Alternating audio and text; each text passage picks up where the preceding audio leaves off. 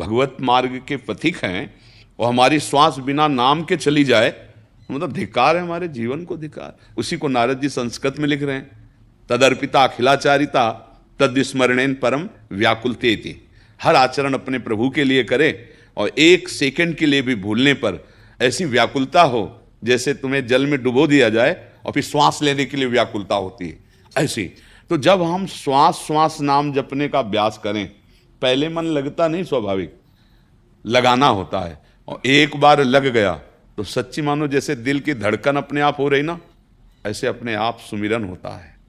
गोस्वामी जी ने बहुत प्रवीणता पूर्वक मांगा है भगवान श्री राम से, तुलसीदास जी ने कहा, कामी नारी प्यारी जिमी और लोभी जिम प्रिय दाम, तिम रघुनाथ निरंतर प्रिय लागो मोहि राम। बोले मुझे कैसे प्यारे लगो, जैसे घोर कामी पुरुष बिना प्रयास के स्त्री का चिंतन करता रहता है, हे राम जी ऐसे आपका चिंतन होता रहे।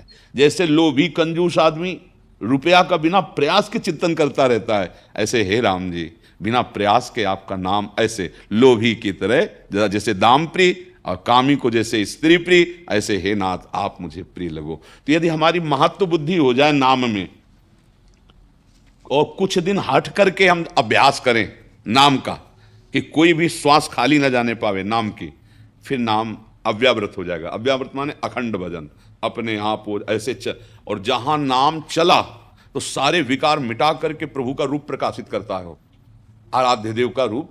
जीव ही आराध्य देव का रूप आया, अब मन का काम खत्म हो गया।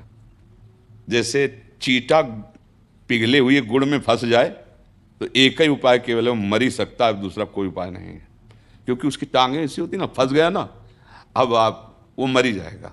आप निकालोगे तो टांगें टूट जाएंगी, ऐसे ही मन अब मर जाएगा। मरने का मतलब होता है विषय रस रहित।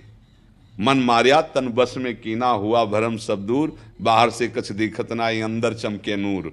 आपो त्याग जगत में बैठे नहीं किसी से काम, उनमें तो कछु अंतर नाई संत का हो चाहे राम। बराबर हो गया ना।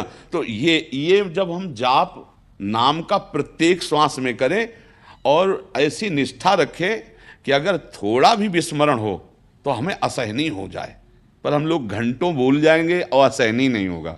ईमानदारी से देखो, अगर हमें कहीं और महत्व है, धन में, सम्मान में, समाज में, तो हम दूसरे से लौकिक व्यवहार करते समय, लौकिक वार्ता करते समय हम अपने प्रभु को भूल जाएंगे।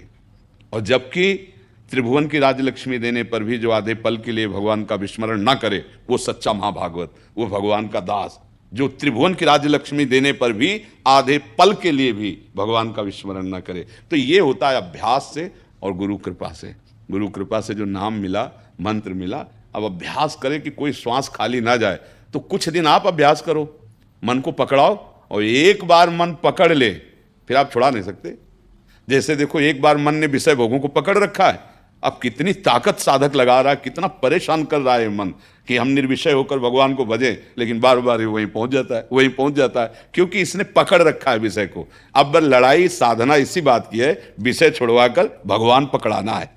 और जिस दिन इसने पकड़ लिया भगवान के नाम को, वही तो सिद्ध हो गए।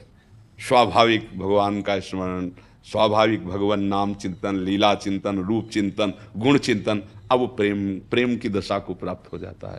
तो अभ्यास के द्वारा कोई श्वास भी नाम की खाली ना जाए तो जरूर हमको प्राप्त